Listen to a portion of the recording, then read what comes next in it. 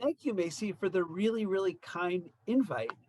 You, Macy, are one of the fellow travelers I met during COVID. And it's really been a wonderful blessing because I have discovered that there are a lot of people thinking about employment and neurodiversity. And I want to speak about that this morning or today. I want to share a little bit of my story. First, I'm not a parent of a child who's neurodivergent. I'm not a person with a disability, though, of course, we're all diverse. I'm really kind of an accidental professional in the field of special education and disabilities inclusion. If you look at the next slide, it's a picture of a camp where I've spent about 35 years, and it's called Camp Ramah in New England. It's part of a camping movement. We have 10 overnight camps in the US and Canada. And I showed up at this camp in 1984, actually to work in the kitchen with my best friend. And we figured it would be a hardworking but kind of mindless summer. And at the last moment, I was invited to work in something called the TICFA program, which I came to learn is the program where people with disabilities, mostly developmental and intellectual, are included in an overnight summer camp. And luckily, because of good mentoring, I became a counselor. I learned a lot. I was hooked. I ended up going to graduate school for social work and special education. I've essentially never left camp. Yes, a guy my age still goes to camp, which is really wonderful. The TICFA program has a camping component, and the founders who started the program in 1970 were very visionary. And they realized that campers with disabilities would get older and they would need to think about jobs and vocational training. So they started a vocational training program and then ultimately hired some people for salary to work in the camp. So the picture here that I've chosen is Jason, a longtime member of our camp community who was a camper and in the training program and a full salaried person who really had like a management job in our 6-person guest house. The only problem is there comes a time when campers and vocational participants need to graduate. Jason was lucky enough to go on to a job in camp, but we kept hearing from families, don't let my kid graduate. There's really not much for them out there in the world. And they were putting onto this idea that they were going to be double whammied, meaning they would graduate the educational system where they're entitled to a free education, and then what? And they'd be graduating camp at the same time. And this became really compelling. And even someone like Jason, who was so competent and respected in camp, really didn't have many opportunities outside of camp. I learned from these families a very inelegant but and poignant term, which they call falling off the cliff, which refers to, just like it sounds, it refers to what happens after high school. And the data is not very encouraging. It's very simplified here, but it's estimated that 20 million people working age are neurodivergent, 7 million have jobs. I've seen numbers 85% of people with disabilities without jobs, very, very concerning. Some say more. What happens? Some people give up the job search completely. They live at home with the support of disability benefits. Even though a close colleague of Macy and mine, Andrew Camero, who is himself autistic and a financial planner with a company called Planning Across the Spectrum, even though he will tell us that it's almost always better to work than not, many people don't and rely on these benefits. Even people with college degrees with disabilities are often unemployed or underemployed, poorly paid, and limited hours. So the post high school options are limited. So I guess the worst case scenario is sit at home and do nothing. That means sitting in your parents' basement or living room, spending a lot of time on the sofa watching Netflix, surfing the internet, and really not being engaged meaningfully. Some people go to college, with or without supports. There are some wonderful vocational training programs.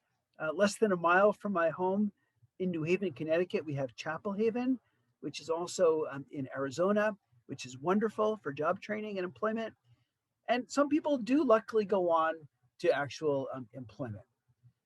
So it's important to state at the outset that employment can look all kinds of different ways. I think this is something that we've really all begun to realize during COVID, when many people are working from home, are working reduced hours or all kinds of non-traditional hours, not the old-fashioned 9 to 5. Work can really look lots of different ways.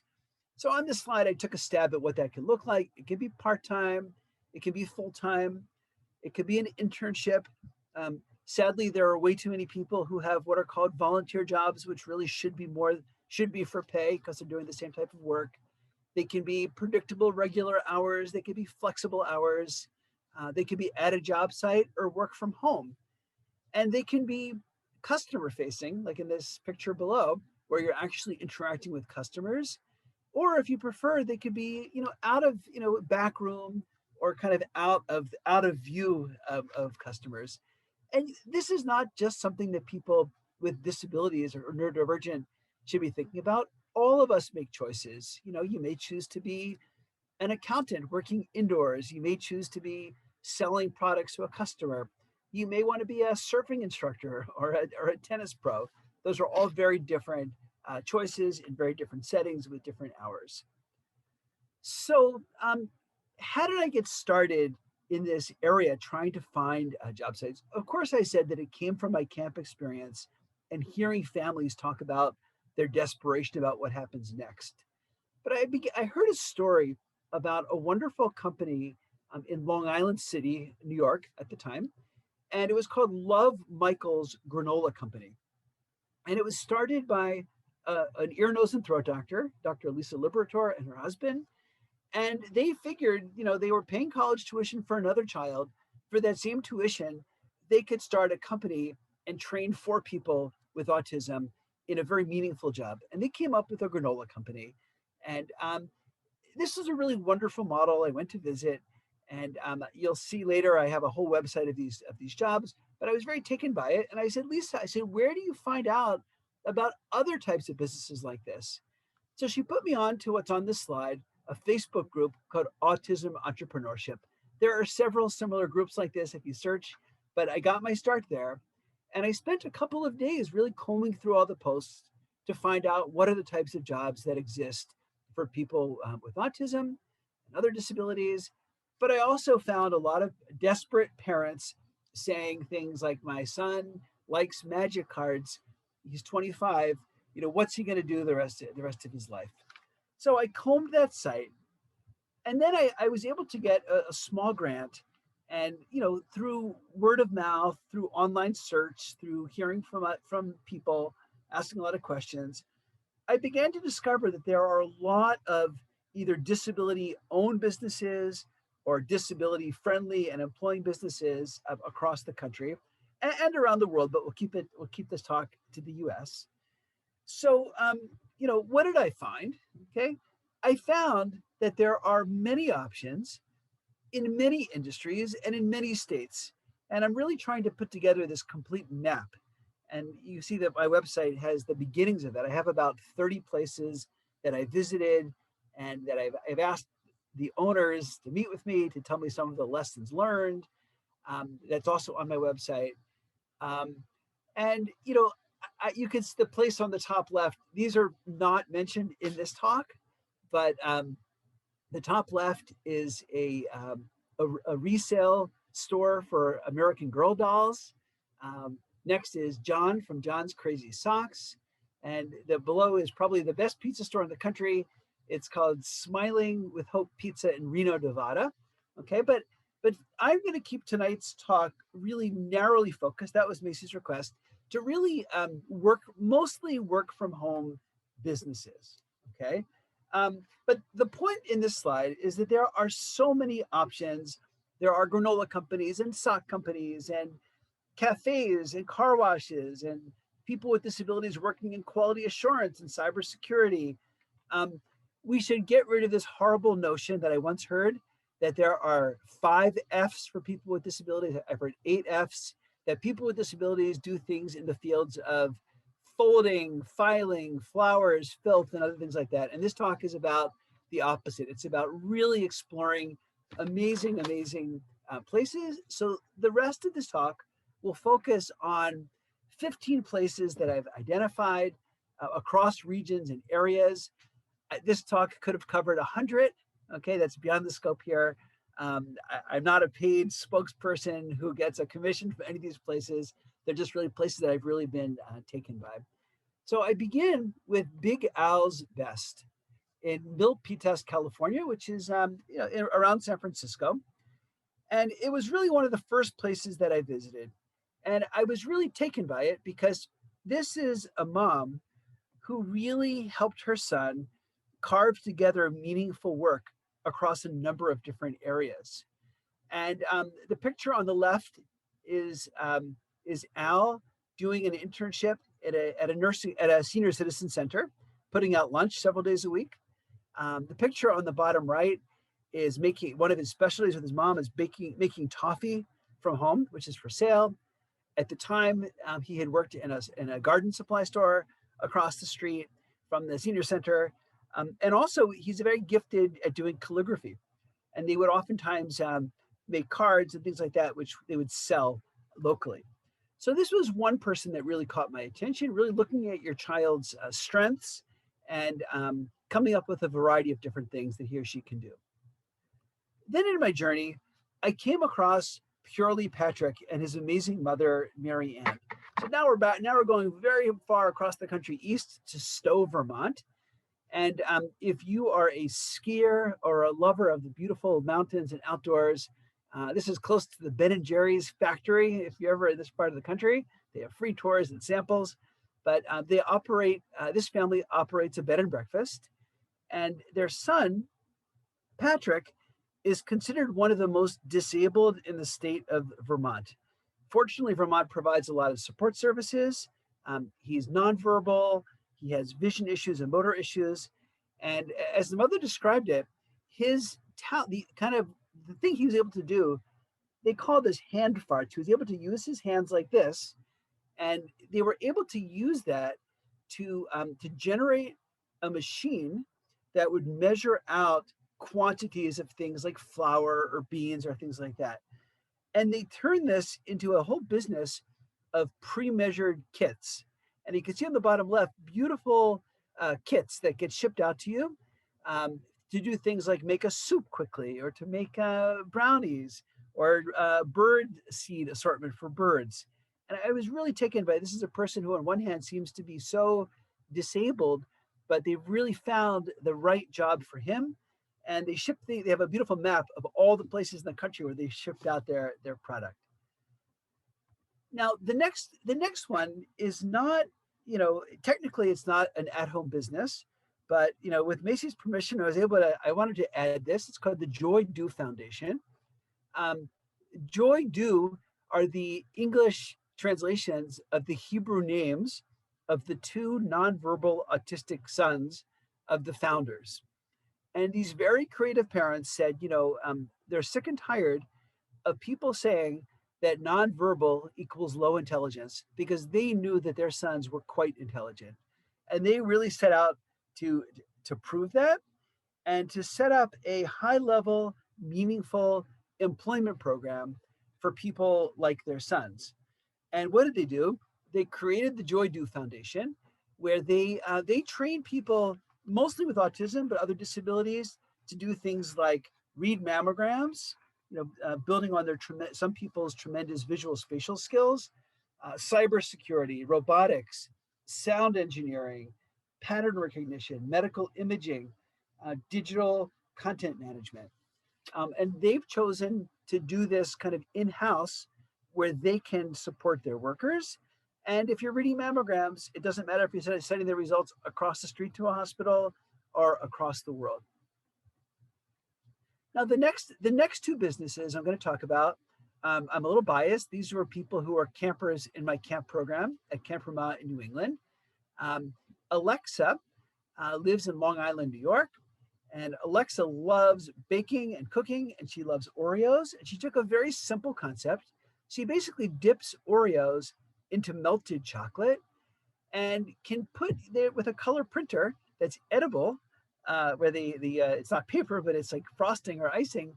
you can put things on there like Happy Birthday Howard or 50-second Super Bowl, and they're shipped out all across the country.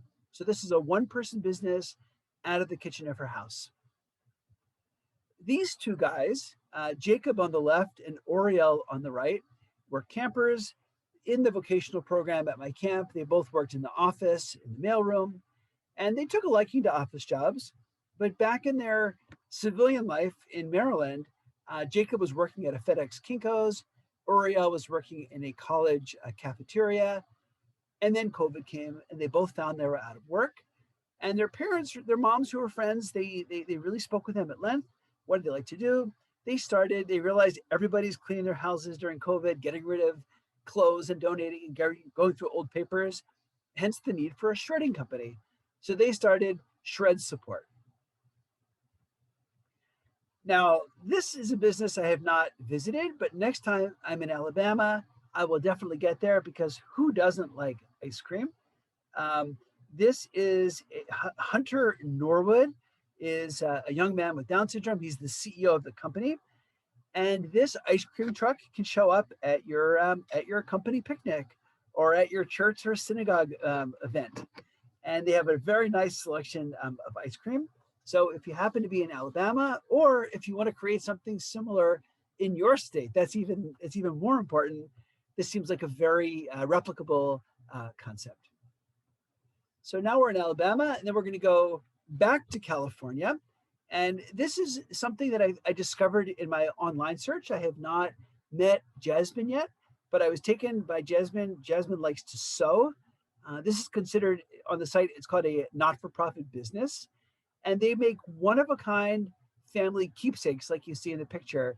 Things like banners that say Happy Birthday or Happy Easter or God Bless America. So this is a banner company. Hannah's Happy Hands takes us back across the country to North Carolina. And I discovered Hannah because I actually discovered her brother who also has disabilities. And there's a resale, kind of a high-end resale company, resale shop in Charlotte, North Carolina called Zab's Place.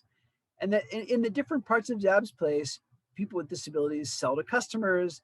They sell on Etsy. They organize books and clothing and cutlery and things like that. But some people are not really interested in working at a customer-facing job. They're more comfortable working at home. And then if they make a product, they can ask the owner to consider the product for sale. And then they come up with a contract of what percentage goes to the person and which goes to the company. And I visited Hannah's family in their house. And this is an artisan soap and bath bomb company. And apparently when Hannah was young, she loved how when you drop soap into water, it would make a sound. And some things can turn the water colors, but it got kind of expensive. And they said, wait a minute, we could do this ourselves. And they turned this interest into a soap making company. Hannah's Happy Hands. Now, the next two slides are also people that I've met and come to really like. I also lead trips to Israel for people with Asperger's. It's called the Birthright Asperger's trip, using that old name. And one of the young men that I discovered, Brian Martin, I was fascinated to hear about his business. Brian loves books, and he saw that there are so many books that get discarded. You know, I see this in the streets of New York City. What do you do with old books? Maybe someone will pick them up. Maybe they'll get recycled. Libraries even do the same thing. And he discovered that you could kind of carve out the pages of a book and turn it into a journal that you could use as your writing journal. So that really became his business. He does the same thing with DVDs and makes ornaments from discarded books. So it also has a nice environmental piece. It makes picture frames out of these books and something called bouquets, like bouquets, flowers out of old books. So environmental and a great at-home business based near Chicago. Color Our Town is also one that I learned about leading this birthright trip. Jake Rose is a college graduate. He's on both the pictures here, the green shirt and striped shirt. Jake loves architecture. and he loves photography. And he had this idea to work with artists who can take his photographs and translate them into coloring books. So they're really kind of like adult coloring books that you'll find kind of in bookstores or gift shops. And he really goes around the country. He has one on Central Park and on some of the towns in Long Island, in New York, Miami, Newport, Rhode Island, Philadelphia, New Orleans. It's a lovely concept. There's note cards, there's postcards, and there are the books. So to take everybody, out of the United States, a little north to Canada, I discovered Brad in an online search. And as someone who's not very handy, I was taken by Brad because we all need a Brad in our life. And what was amazing about Brad, he is the definition of how people can have abilities and disabilities at the same time. Brad is 28. He's autistic. He's nonverbal. It says on the website that he can't read, but he has a knack for putting things together. He can assemble anything. He would be your go-to guy if you bought IKEA furniture and you had no idea what to do with it, because he would just know how to put it together. Well worth the price of paying Brad. I came across this company at a conference, an entrepreneurship conference, I guess last year, and I was also very taken by this family in Iowa.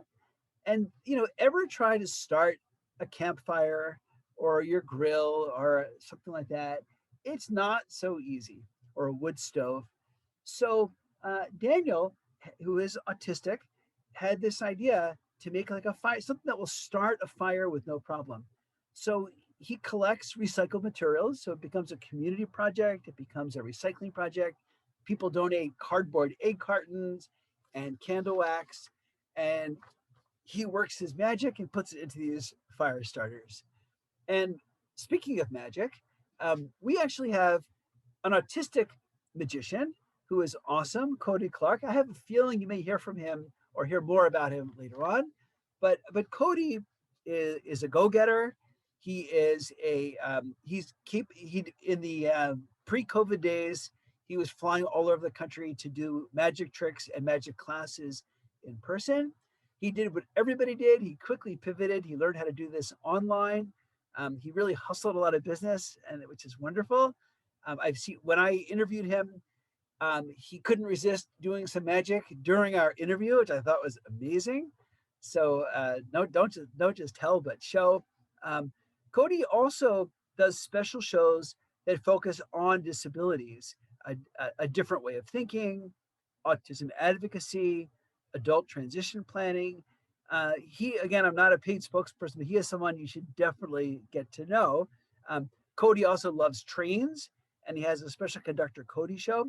And he's really combined his college interests of theater arts and marketing to really take a love of his and turn this into a career. So I've really come to like Cody a lot. I'm very proud of his work. So I guess when a parent wants to discourage a kid to just keep that as a hobby, it is possible to turn that into a business and a career. And as someone who is a big bike rider and not a very good book fixer, so now you know a lot about me. I'm not a good builder or fixer. Thank God there are people who are good at these kind of things. And I discovered Bike Dr. Derek online.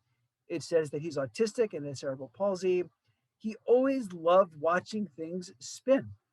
And guess what? He became very good at fixing bikes, which is an amazing job. And when I talked before about things that are customer facing or things that don't involve customers, what a wonderful kind of solitary job. Look at the picture on the left. You don't see anybody around him. It's like you can work with quiet, you can listen to music if you choose to, and nobody distracts him. And it even says he communicates with customers through typing.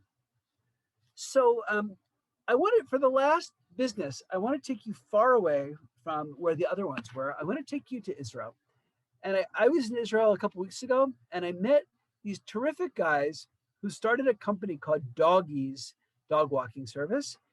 And on the surface, it just sounds like just any old business. It's two guys who met in business school. They were lamenting how hard it is to be a student and also be a dog owner. Who's going to walk your dog? Almost like when you're a parent, who's going to help care for your kids? And they had this idea to start an app and a dog walking service in Tel Aviv, which is a very densely populated beach area in Israel, where they reportedly have 41,000 dogs. And through one of their, they won a competition through Google, they got some funding. Through one of their funders, they were put onto this lovely, very well connected and smart Israeli named Aviad Friedman. And Aviad said to them, have you thought about employing people with autism? And he explained that this could be that many people with autism like routines and they like things the same. They're responsible. And you know what? Dogs also like routines. And what a good match that would be. And as they explained, they said, tell a person who's autistic, the dog walking is at 8 o'clock. It's 8 and not 8:30. Tell them that it's on Main Street and not Maple. They'll do it. And dogs like that too.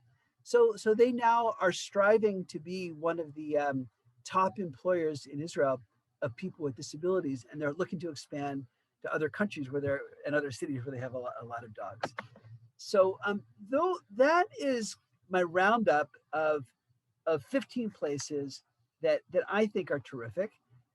It is by no means exhaustive. There are many, many more. Um, if I could pull this off together, okay, again, that's John and John's Crazy Socks that you could look at.